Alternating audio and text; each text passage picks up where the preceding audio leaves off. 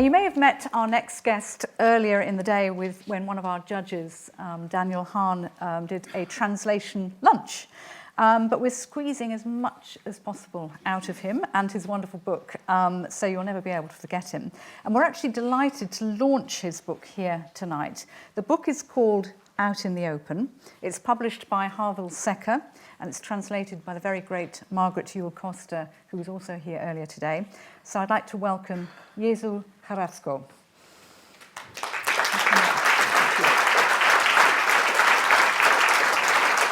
And Jesús' appearance is supported by the Spanish Embassy, the Cervantes Institute, and Harvill Secker. Welcome. Come sit next to me. It's so far away. You can even. Oh, we don't need the red microphone. Now, it is actually probably the first time that we've had Jesus on stage. So now I don't know. I know we don't know, but yes, you're right. We don't know. Now you're used to your name. He's everywhere. Yeah. You're used to your name. Yeah. But we're not used to people being called Jesus. I was working in Ireland when I was young, probably 20 years ago, with children when it's summer. When I was in Dublin, and the first time I met with children, say, "Oh, what's your name?" "Jesús." "Jesus." Everybody laughing. And the boss of the camp said me, come apart and say, "Please, you have to change your name if you want to work here with the children. Please choose a name." "No, for this month." "Charlie?" "Perfect, Charlie." I was Charlie for 1 month in Dublin. Yeah. But you felt more. You had. Well, of course, it's your name. I don't know why I decided name, but it's a great name. It's a lot to live up to. It's a big responsibility. Now, the interesting thing is about the way that European Literature Night works is that we get lots of submissions. We had 6 Spanish submissions, and they were all novels, and they were all incredibly long, except for yours, which was really short. Now, that's actually not the reason we chose this book. I hasten to add, it's an absolutely fantastic novel. But why are there so many long Spanish novels? I don't know. I know why I write in short novels. Why do you write? Because I'm lazy, probably to write. No, for me, the way I write is I write a lot of pages, hundreds of pages, and when I finish a novel, I rewrite again and again and again, and in that process, I take out a lot of pages. I prefer you take out all which is necessary in the text.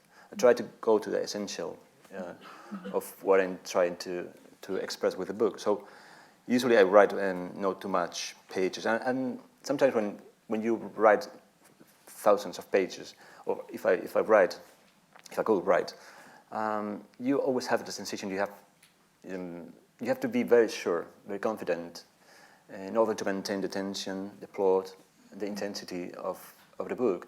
And I think it's very difficult to achieve. It's a great achievement if you get this in a long book. For example, I always think in Anna Karenina or this kind of books. Anna Karenina. Anna Karenina can maintain dozens of characters and many scenarios and all the time with modulating the intensity, and finally it's a great novel. But I think it's just for great writers, and I'm just a beginner. So I'm stuck in for... This is your first novel? First published novel. First published novel. First written. How many novels had you written before this one was published? 1 novel for adult readers and a couple of novels for children, and different collection of tales either for children and for adult readers. But this is my first published and second for adult readers. And you've written another novel since this was published, because which you were writing in Holland. Is that correct? Yeah.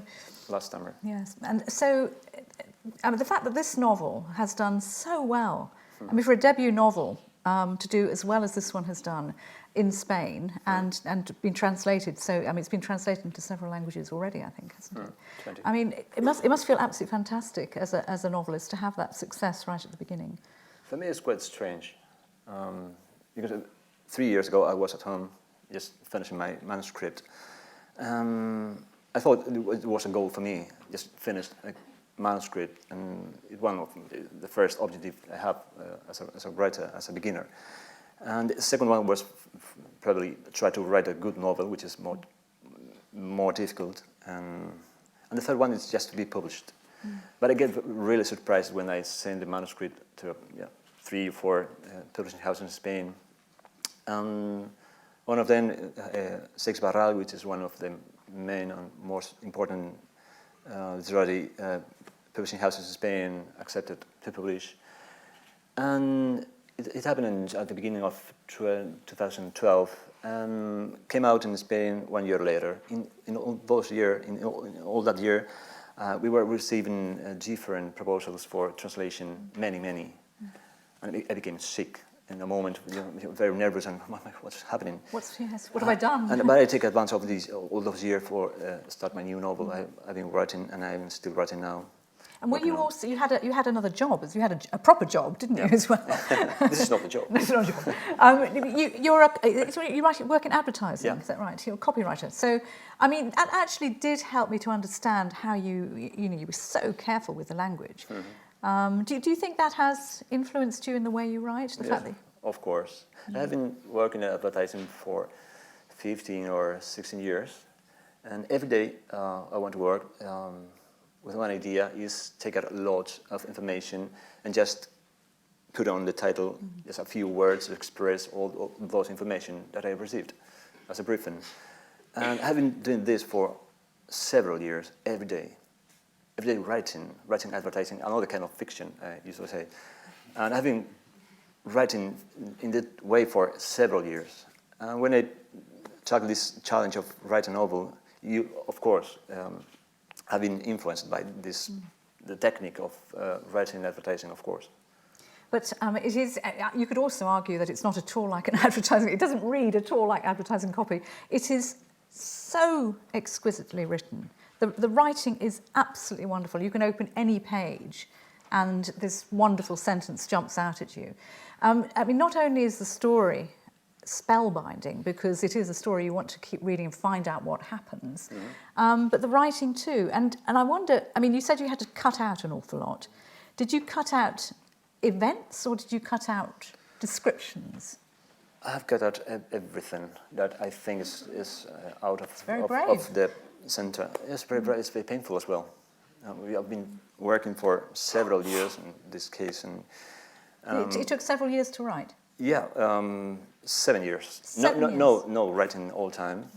I was working. You had a job? I was working, no writing, just not the work. But I was working, writing at the same time in the middle, the other novel, the failure novel, is not published.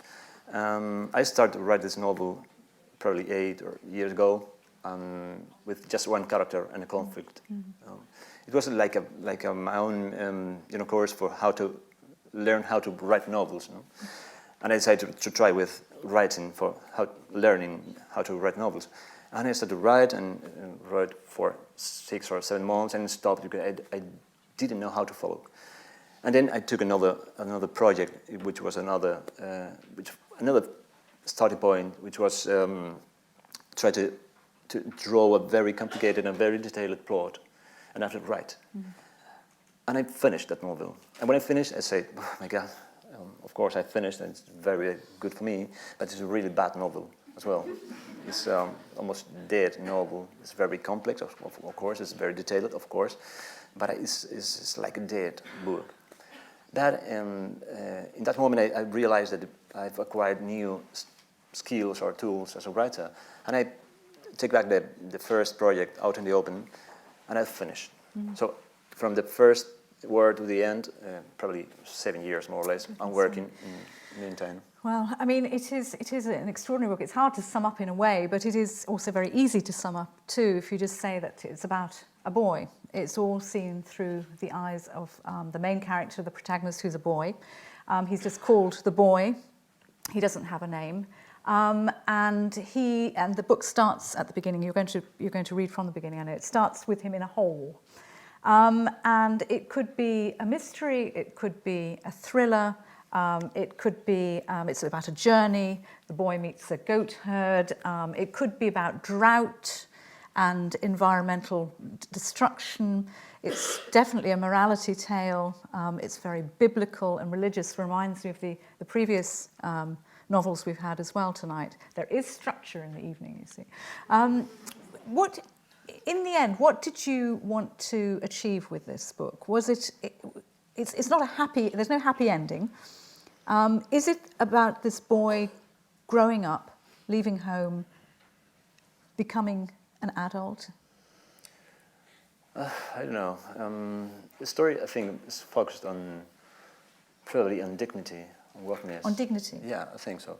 The book is the story of 5 days, very critical days in the life of two persons, a boy and a goatherd. And especially for the boy are very, very important days because we could say that this is a moment that becoming an adult is living the childhood and becoming an adult because he have to take some critical decision, the first ethical or moral decisions in his life.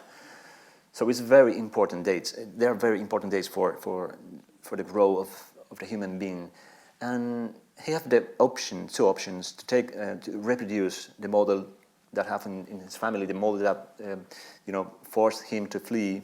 And we don't know what it is for quite a while in the book. There's this. He goes on this journey. He's obviously has to leave. He has to escape the home, the family, the village he's known all his life. He's never left it. We can suppose from the very first page he's fleeing from something really bad at home because it's a boy. It's not an adult, and we can suppose he's living in a family home.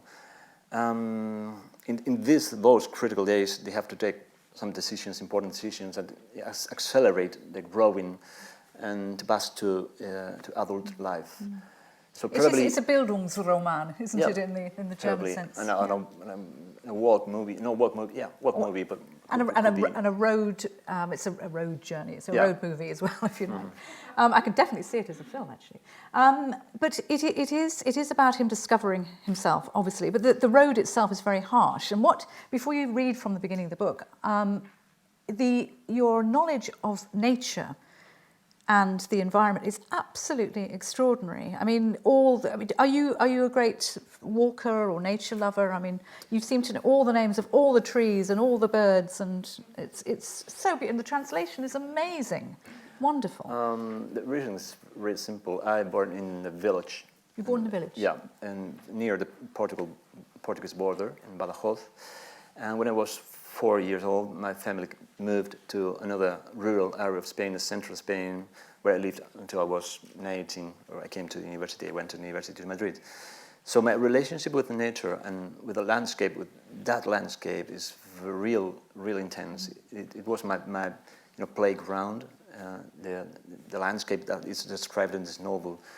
So I have been very close relationship with animals and all the landscape, all the plain and all the elements. And in other hand, I have make some research especially for the goat, the milking, all of that. And there's some very specialised moments about goats and skinning goats, and I learned a lot how to milk them. It's very useful. It's very useful. If you live in London, especially, definitely. You can milk goats for your coffee or peeling them. You wouldn't believe what we have in our back garden, yes. Would you be very, very kind, Jesus, and read the opening passage from Out in the Open? Thank you so much. Thank you. Thank you. You can sit down.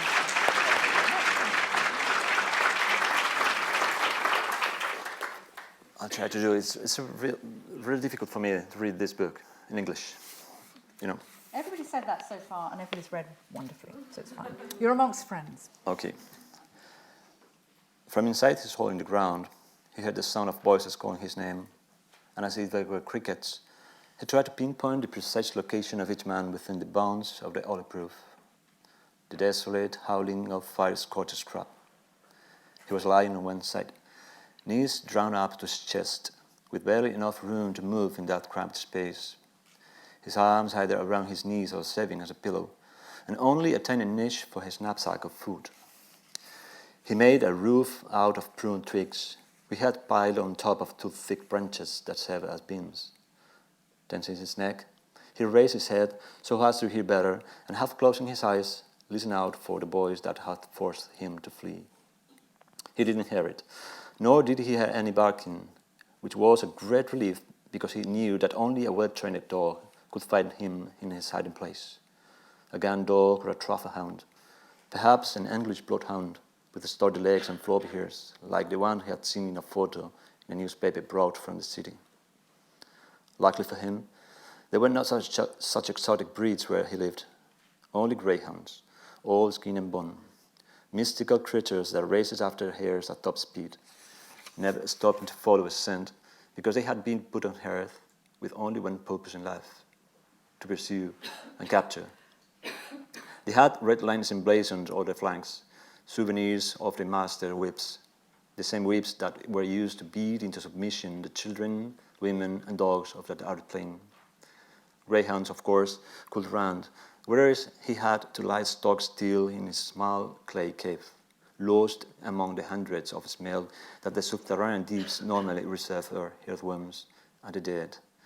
Smells he should not be smelling, but which he himself had sought out. Smells that distanced him from his mother.